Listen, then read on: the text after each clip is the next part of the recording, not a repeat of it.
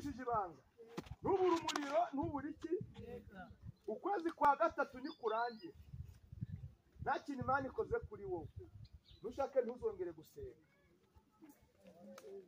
kuko Imana itavuga, Imana idakora, Imana idasohoza ibyo yavuze, iyo ntitukayubahe.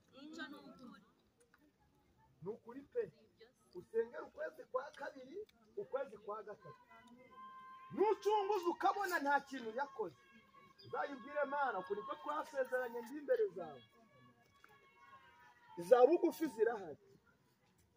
Uranyumva? Iza bugufi zigize ute? Ntago hose amarembo afunganye gusa. Uko niko Imana iguhaye. Amen. Uko niko ikwibutsa. Kandi niko ikurengera. Imana itekesheje imigambi mibi, ndetse n'urusaku rwavugirizaga mu matwi yawe.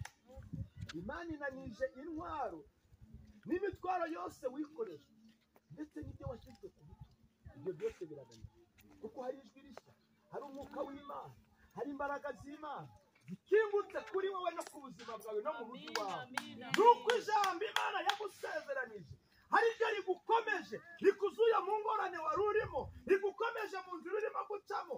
Iryo sezerano Imana hari mu byago, hari mu makuba, Imana irabikora. Kandi niyo nshuti yawe